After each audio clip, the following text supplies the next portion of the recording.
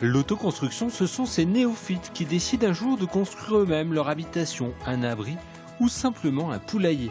Au Centre d'art contemporain, les autoconstructions deviennent de l'art. L'architecte-artiste Catherine Ranoux les a analysées et les présente dans cette exposition. Le principe est en fait d'aller à la rencontre de gens qui construisent par eux-mêmes et de travailler sur ce qu'elle a appelé, en l'occurrence pour cette résidence, la poésie du détail de l'autoconstruction. Pour montrer cette poésie du détail, l'artiste architecte a réalisé un travail inversé. Elle a réalisé les plans de construction déjà existantes. Elle les signe du tampon d'une agence virtuelle, l'Agence internationale, une façon de rendre hommage aux autoconstructeurs.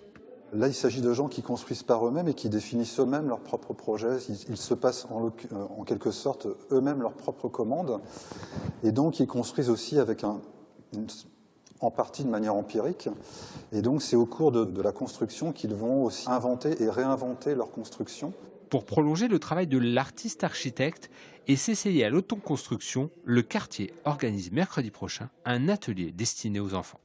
Pour cet atelier, nous avons détecté 3 formes modulaires inspirées par 3 architectes cités par Catherine Ranoux dans son exposition. Le premier, c'est Jean Prouvé, avec une forme de trapèze qui se répète et qui forme un cercle. Deuxième module, c'est le grillage du théâtre de Cornouailles, conçu par Nicolas Michelin. Troisième forme, qui est basée sur l'usine de Fleetguard de Rogers. À partir de ces formes modulaires, nous avons imaginé un atelier en famille, à partir de 5 ans, de construction de formes nouvelles. L'exposition Autoconstructeur Poésie du détail est visible au quartier Centre d'art contemporain jusqu'au 14 février à Quimper.